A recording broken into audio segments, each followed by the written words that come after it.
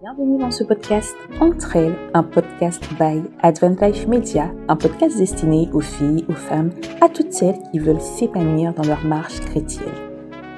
Hello chère femme, je te retrouve dans ce nouveau podcast. Aujourd'hui, j'aimerais parler avec toi d'un mot qui dérange. Un mot qu'on n'aime pas trop entendre, le conflit. En tant que femme chrétienne, nous sommes souvent portées à rechercher la paix, l'harmonie, et c'est une bonne chose. Mais la vie n'est pas un long fleuve tranquille et nos interactions laissent parfois place à des conflits.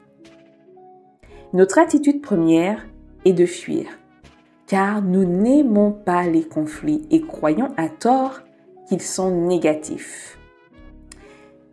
Et si je te disais que le conflit, bien que désagréable, peut être un outil puissant de transformation?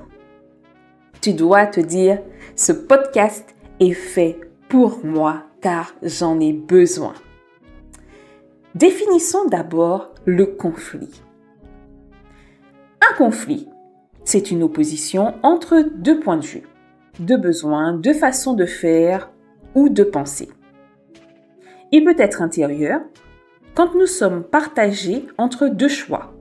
Il peut être aussi relationnel, quand nous sommes confrontés à un conjoint, une collègue, une amie ou un membre de notre Église. Le conflit n'est pas synonyme de haine ou de division. Je reprends. Le conflit n'est pas synonyme de haine ou de division. En tout cas, il ne devrait pas être. Le conflit est une tension, une friction qui dit que quelque chose doit bouger.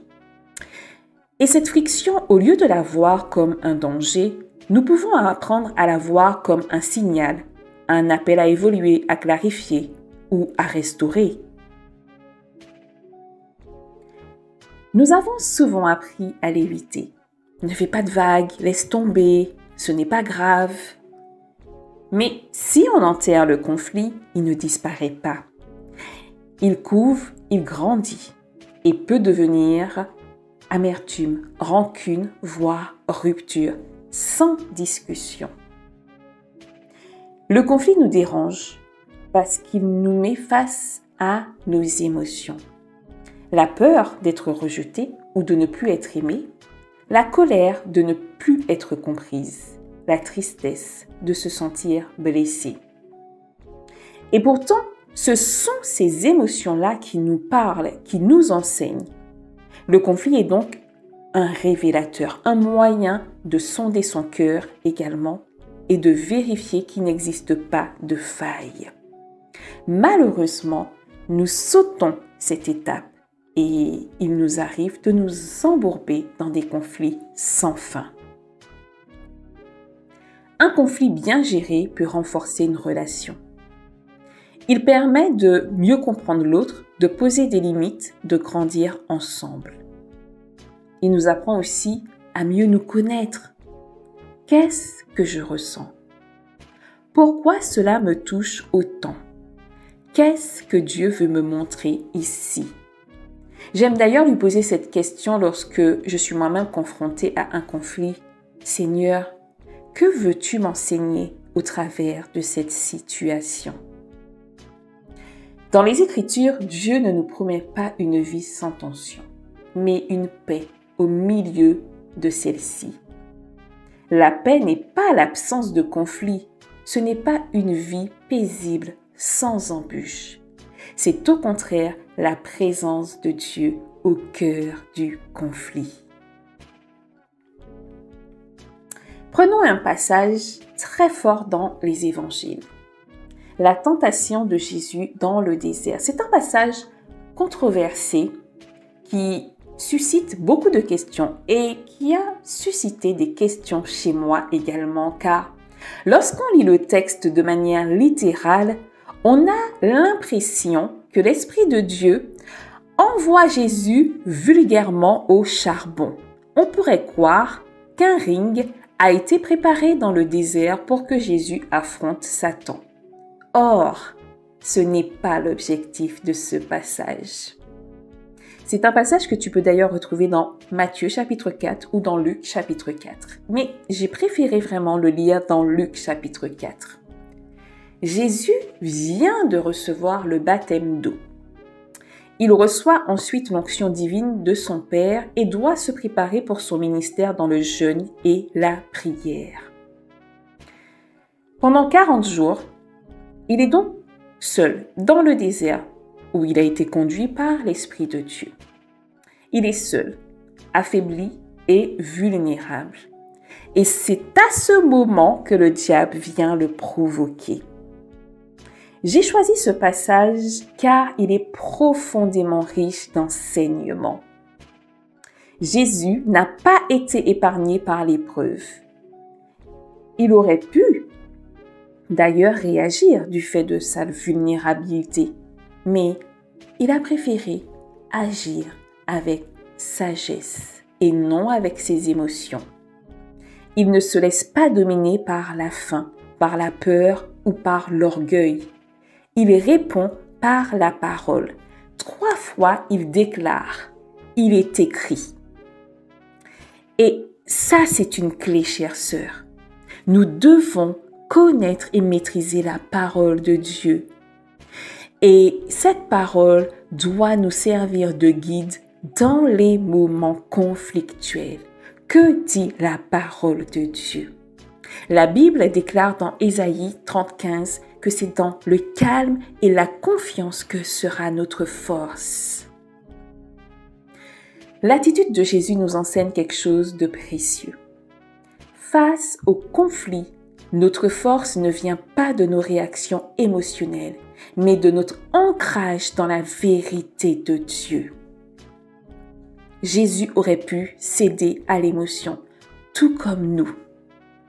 Il aurait pu se justifier, argumenter, pleurer, interpeller Dieu, appeler un ami pour qu'il puisse prier pour lui ou avec lui. Mais au cœur du désert, il était seul. Et il a choisi la sagesse. Et cette sagesse est aussi à notre portée. La Bible déclare dans 1 Corinthiens 10, verset 13, et j'ai choisi la version français courant. Les tentations que vous avez connues ont toutes été celles qui se présentent normalement aux hommes. Dieu est fidèle à ses promesses et il ne permettra pas que vous soyez tentés au-delà de vos forces. Mais au moment où surviendra la tentation, il vous donnera, la force de la supporter et ainsi le moyen d'en sortir. On pourrait mettre ce verset au présent. Les tentations qu'on connaît sont celles que tout homme, toute femme est susceptible de connaître. Dieu est fidèle à ses promesses et il ne permettra pas que nous soyons tentés au-delà de nos forces. Mais au moment où surviendra la tentation de chuter, de répondre, de réagir, Dieu nous donnera la force de supporter cette tentation et nous donnera aussi le moyen d'en sortir victorieux. Chères femmes, derrière chaque conflit se cache la beauté de pouvoir grandir avec sagesse. Et la clé, c'est la manière dont tu vas réagir. Alors, prenons le temps de nous questionner.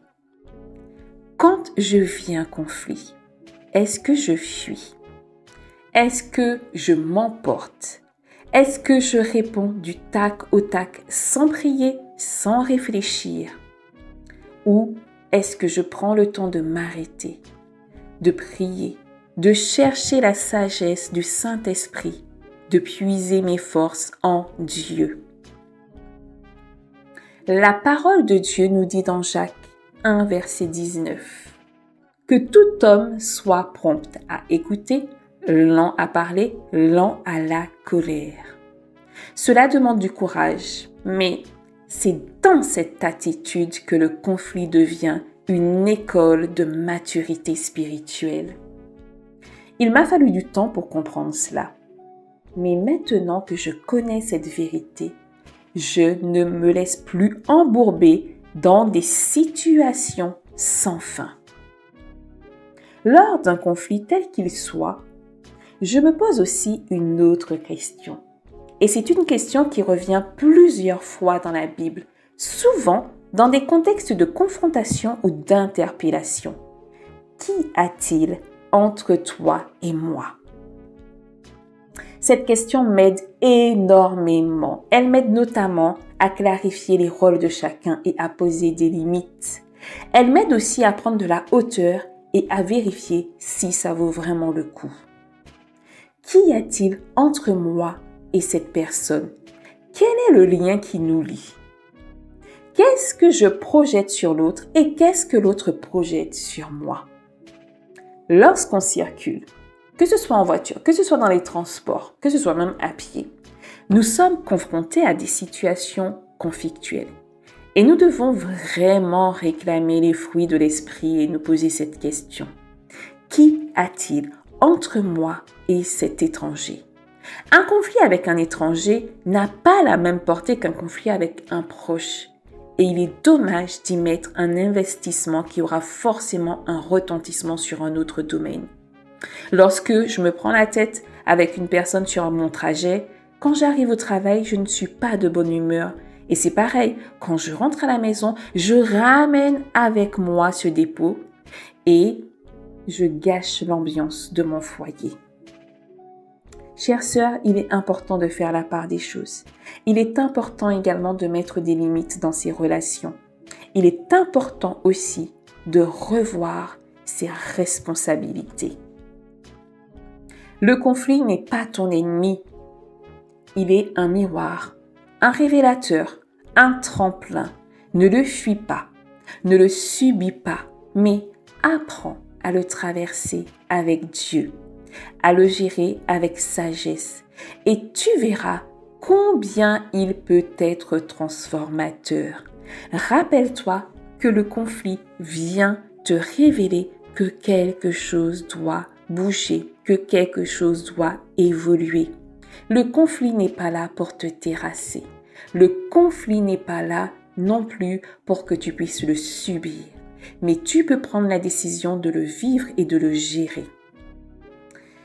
Et j'aimerais te laisser cette prière pour terminer. Seigneur, apprends-nous à voir les conflits non comme des menaces, mais comme des occasions de croissance.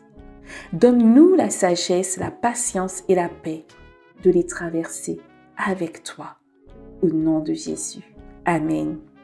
J'espère que ce podcast t'a béni, que ce podcast t'a apporté un éclairage sur la manière dont tu peux désormais vivre les conflits auxquels tu seras confronté. Je prie que ce podcast puisse t'aider, qu'il puisse également t'inspirer dans tes différentes relations. Et je te dis à bientôt pour un nouveau podcast. Tchuss!